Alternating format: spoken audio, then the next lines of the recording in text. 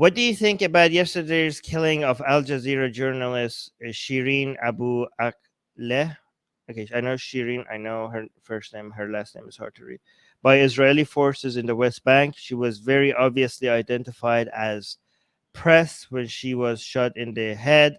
I still can't get over how the AP and Al Jazeera headquarters in Gaza were bombed to rubble last year. How will Israel be held responsible for their attacks on free press?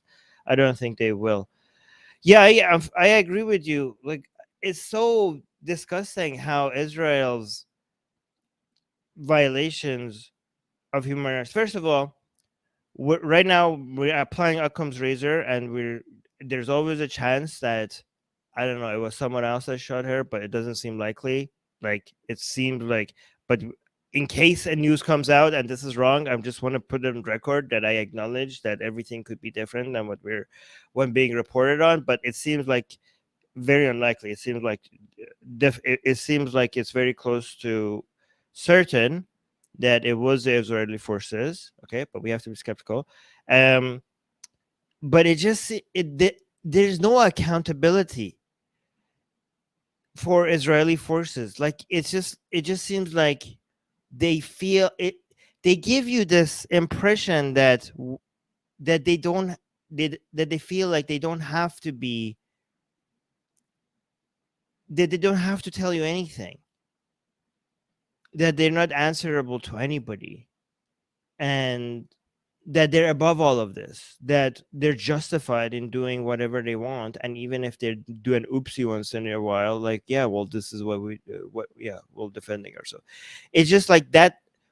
I just think like Israel um can't pretend, like a lot of people pretend like Israel is one of these civilized, it keeps, people keep comparing it to the countries around the region, and like when you compare it to that, like, okay, sure, you're above that when it comes to, I don't know, democracy and secularism and, I don't know, gay rights and stuff like that, but you're not at all in the league of other countries, like when it comes to being held responsible for human rights violations or just any form of accountability for what you do.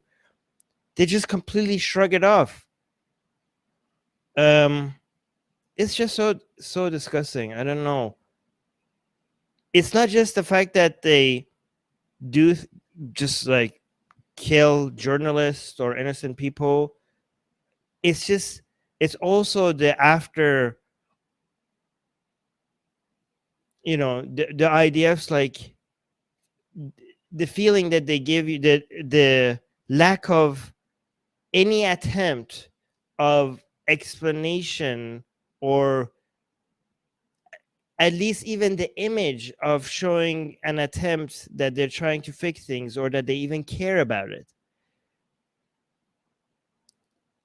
Is it like, and they not only they don't come and apologize or think this was a mistake and it's going to be, people are going to be held accountable. They do the opposite. They go out of their way to try to protect the people who are doing these violations, and they're also coming at you like as if they're being wrong for, because you're asking them questions. They act like oppressed because the world is like, why did you do that? And they're like, oh my god, we're being oppressed again.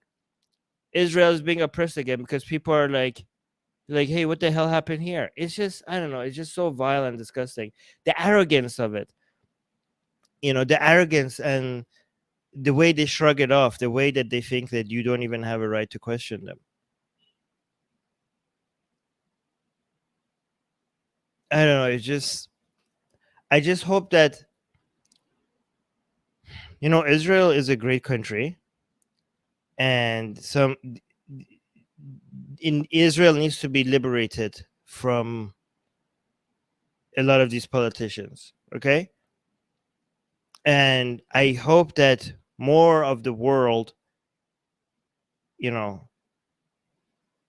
not moving in the direction where they're opposed to this constant excuses that the international, United States and some other countries make for Israel and constantly defend them no matter what they do. I think we're moving away from that, and I want the Israeli government to see that it's going to eventually start paying a price for not caring about abiding by certain standards, because so far they've noticed that they don't pay a price for it, so of course they're going to keep doing it. I just hope that now we slowly, at least, we get to a place where it starts to sting, like they actually do pay a price for it. And I think some people are noticing that the world is shifting. However, Israel, I don't know if that's going to encourage them to finally start caring about certain standards, or maybe just make them rely on some other countries, on unity with other countries that don't care about these standards. Are we going to push Israel into the arms of, I don't know, relying on their unity less with the United States because there's finally a pushback, or less with the Western European countries and more towards, I don't know, China, Saudi Arabia, and stuff like that? I mean, the replacement is not going to be at all significant, so I still hope they feel the pressure.